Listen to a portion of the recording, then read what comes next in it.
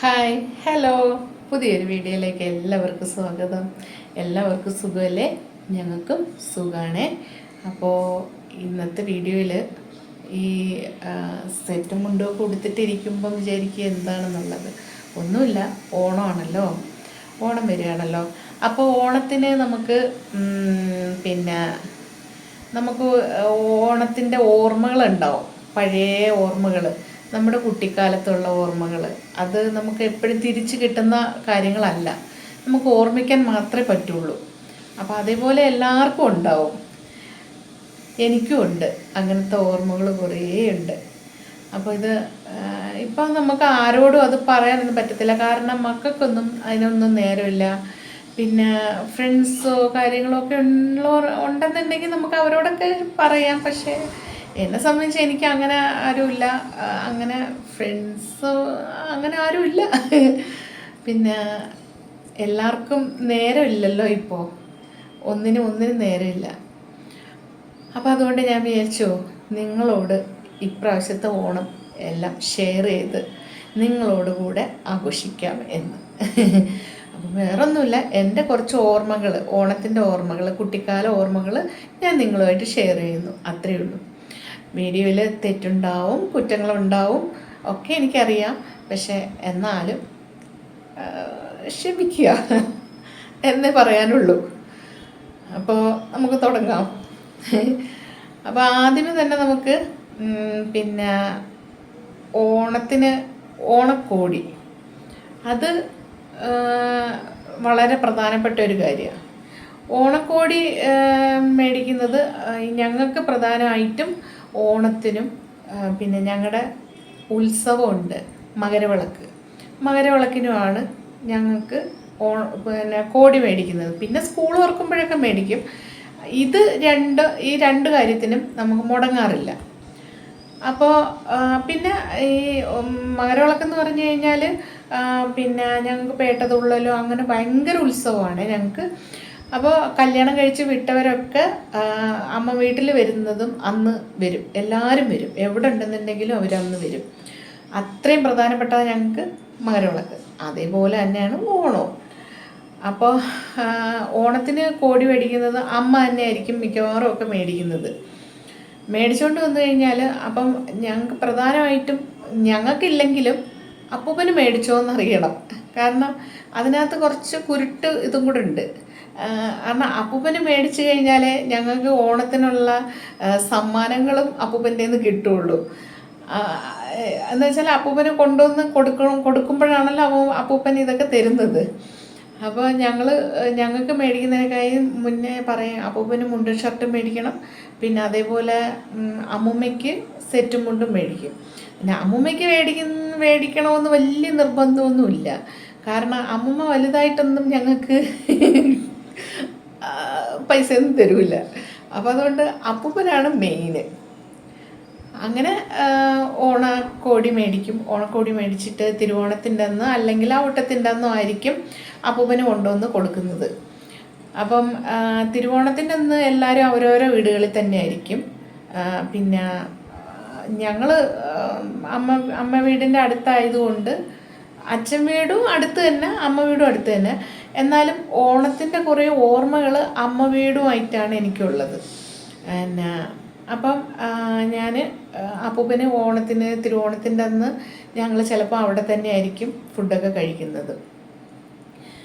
പിന്നെ ആകെ ഞങ്ങൾ 4 പേരല്ലേ ഉള്ളൂ. അപ്പോൾ അതുകൊണ്ട് അമ്മൂമ്മ പറയും, നിങ്ങൾ അതിന് വേണ്ടിയിട്ടായിട്ട് ഉണ്ടാക്കണ്ട, ഇവിടെ വന്നാൽ മതി എന്ന് പറയും. അപ്പോൾ അതുകൊണ്ട് ഞങ്ങളും അവിടെ പോയിട്ട് അവിടുന്ന് തന്നെ കഴിക്കാം. അപ്പം തിരുവോണത്തിൻ്റെ അന്ന് മിക്കവാറും കൊണ്ടുവന്ന് അപ്പൂപ്പന് ഓണക്കോടി കൊണ്ടുവന്ന് കൊടുക്കും. ഓണക്കോടി കൊണ്ടുവന്ന് കൊടുത്ത് അമ്മൂമ്മയ്ക്കും ഓണക്കോടി കൊണ്ടുവന്ന് കൊടുക്കും. അപ്പോൾ അപ്പൂപ്പൻ ഞങ്ങൾക്ക് ഓരോ പൊതി വെച്ചിട്ട് തരും. ഈ പൊതിയിൽ എന്താണെന്ന് വെച്ചാൽ പൈസ ആയിരിക്കും. അതിനകത്ത് ഏറ്റവും ഞങ്ങളുടെ കുടുംബത്തിൽ അമ്മയുടെ വീട്ടിൽ ഏറ്റവും മൂത്ത കൊച്ചുമോള് ഞാനാണ്. അപ്പോൾ വലിയ പൊതി എനിക്കാണ്. പിന്നെ അതിന് താഴോട്ടുള്ളത് എല്ലാവരും 4 വയസ്സിനും 8 വയസ്സിനും ഒക്കെ താഴോട്ടുള്ള പിന്നെ കുഞ്ഞു മക്കളാണ്. അപ്പോൾ എനിക്ക് മൂത്തതായതുകൊണ്ട് കുറച്ച് വലിയ പൊതി ഉണ്ടാവും. പിന്നെ ക്ലോക്ക്, അതേപോലെ അങ്ങനെയുള്ള കാര്യങ്ങളൊക്കെ ഉണ്ടല്ലോ, അത് വർഷാവർഷം ഈ പൊതിയുടെ കൂടെ തന്നെ അതും എന്തെങ്കിലും ഉണ്ടാവും. ഇതൊക്കെ നേരത്തെ തന്നെ അപ്പൂപ്പൻ റെഡിയാക്കി വെച്ചേക്കും. ഞങ്ങൾ ചെല്ലുമെന്നറിയാം, അപ്പോൾ ഞങ്ങൾക്കൊക്കെ തരാൻ വേണ്ടിയിട്ട് അത് റെഡിയാക്കി വെച്ചേക്കും. അമ്മൂമ്മയ്ക്ക് കൊണ്ടുവന്ന് കൊടുക്കും. എന്നാൽ അമ്മൂമ്മ വലിയ പൈസയൊന്നും തരില്ല, ചിലപ്പോൾ 50 രൂപയൊക്കെ ആയിരിക്കും തരുന്നത്, അത്രയേ ഉള്ളൂ. പിന്നെ അത് കഴിഞ്ഞ് കുറേ നാൾ കഴിഞ്ഞപ്പോൾ ഞങ്ങളൊക്കെ വലുതായി, ഒരു 10-22 വയസ്സ് വരെയും ഞങ്ങൾക്ക് തരുമായിരുന്നു. അതൊക്കെ ആയപ്പോഴത്തേനും പിന്നെ അപ്പൂപ്പന് മുണ്ടും ഷർട്ടും വേണ്ടാതായി. കാരണം അമ്മയുടെ അനിയത്തിമാരും ഒക്കെ എല്ലാവരും കൊണ്ടുവന്ന് കൊടുക്കുന്ന മുണ്ടും ഷർട്ടും ആണല്ലോ. അപ്പോൾ ഇഷ്ടം പോലെയായി അപ്പൂപ്പൻ്റെ തുണിപ്പെട്ടി ഉണ്ടല്ലോ, പെട്ടി, വലിയ പെട്ടി, തടിയുടെ പെട്ടി, അതിനകത്ത് ഫുള്ള് നിറഞ്ഞ് വേറെ 2-3 പെട്ടി നിറയെ അപ്പൂപ്പൻ്റെ മുണ്ട് ഷർട്ട്. അപ്പോൾ അതുകൊണ്ട് അപ്പൂപ്പൻ പറഞ്ഞ് ഇനി എനിക്ക് മുണ്ട് ഷർട്ട് ആരും കൊണ്ടുവരണ്ടെന്ന് പറഞ്ഞു.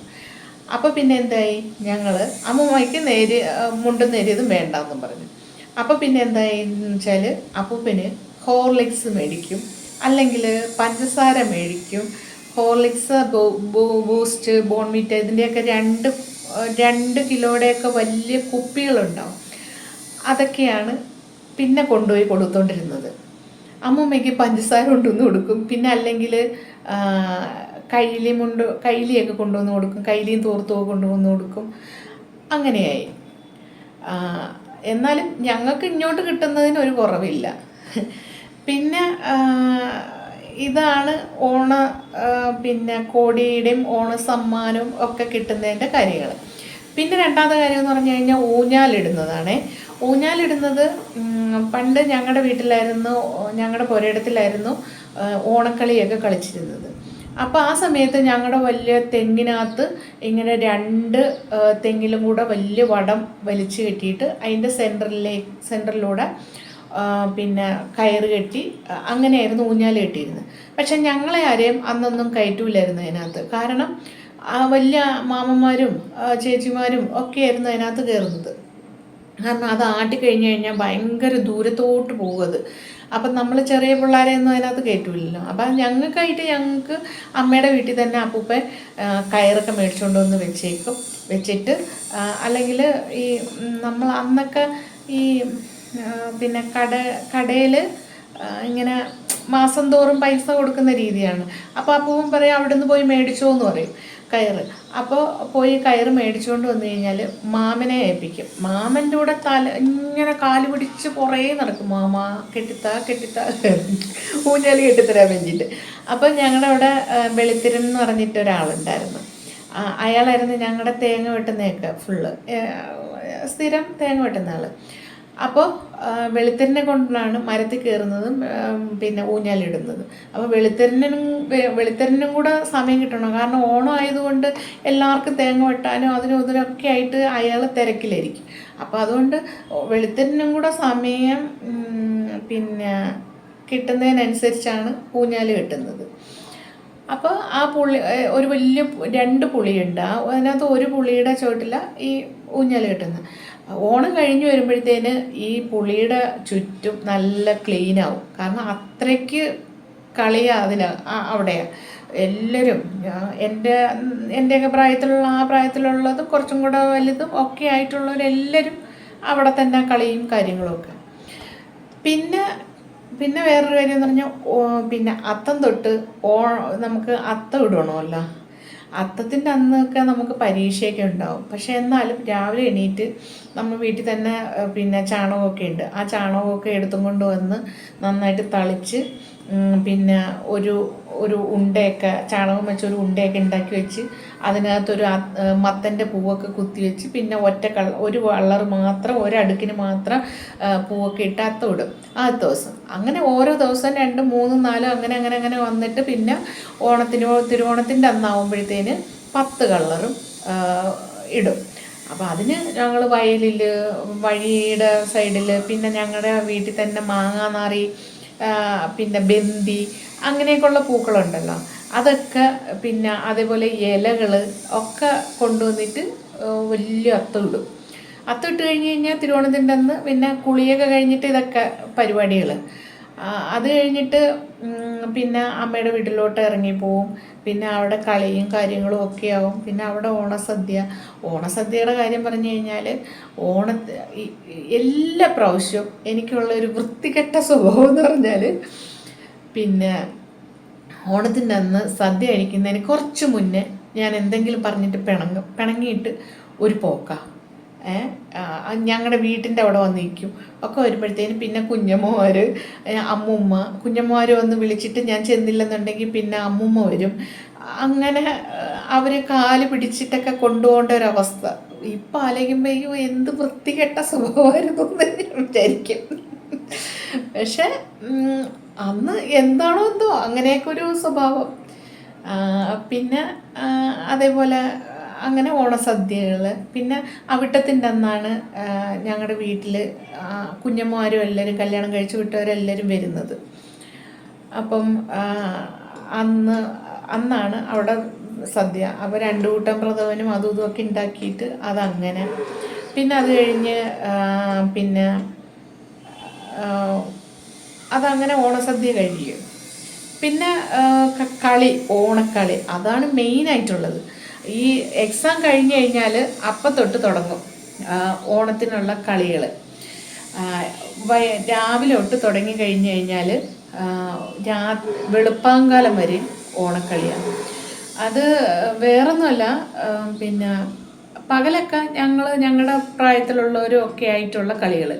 പിന്നെ രാത്രി ആയി കഴിഞ്ഞാൽ മാമന്മാർ, അണ്ണന്മാർ, ചേച്ചിമാർ, മാമിമാർ, കുഞ്ഞന്മാർ, അമ്മൂമ്മമാർ, അപ്പൂപ്പന്മാർ ഇവരെല്ലാവരും വരും.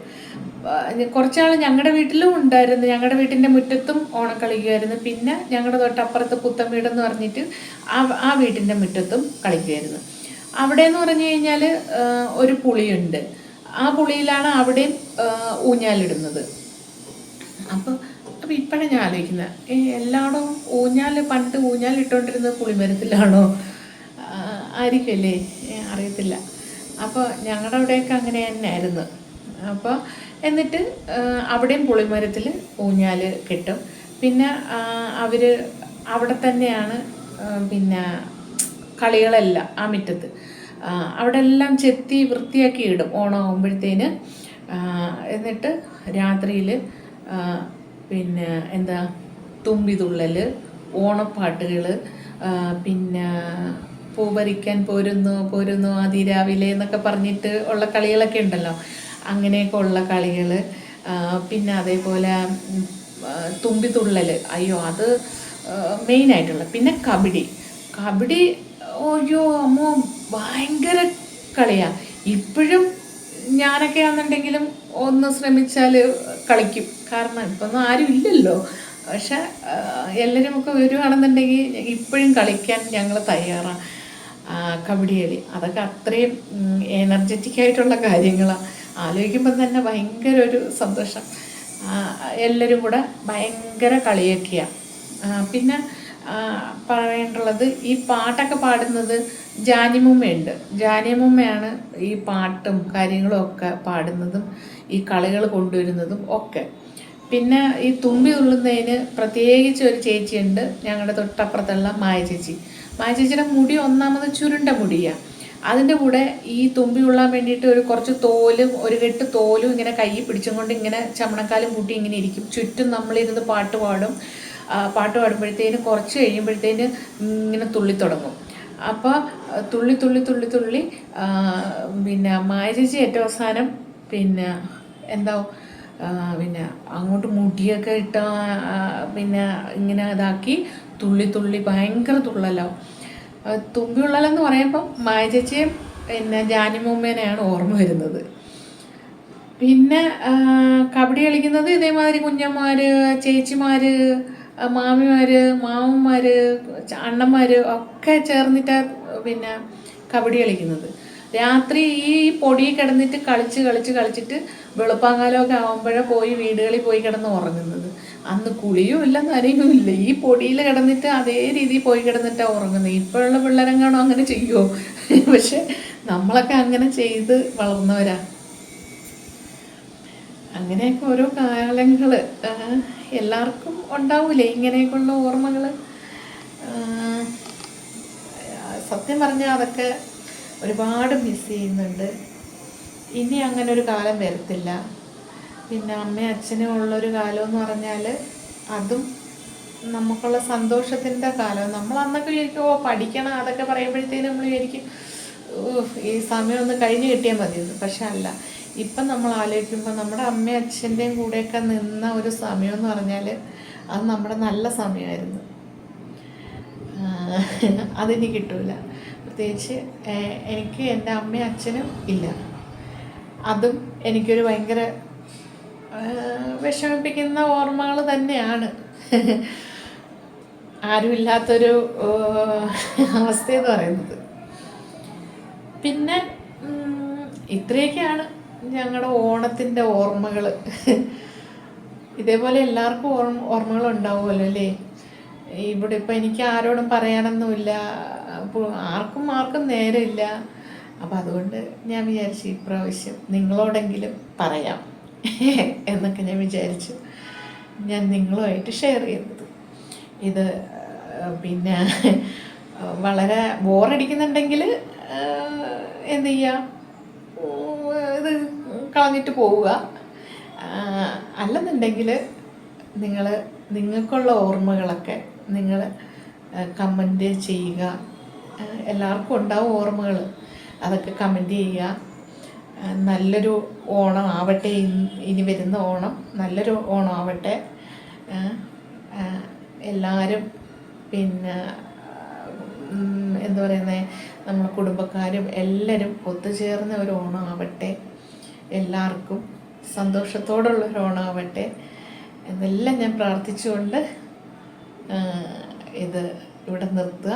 ഇതിപ്പോൾ തന്നെ നല്ല ലോങ്ങായി, അപ്പോൾ തെറ്റുണ്ടെങ്കിൽ ക്ഷമിക്കുക. ഓക്കെ, അപ്പോൾ വീഡിയോ ഇഷ്ടപ്പെട്ടാലൊന്ന് ലൈക്ക് ചെയ്യുക, കമൻറ്റ് ചെയ്യുക, സബ്സ്ക്രൈബും ചെയ്യുക.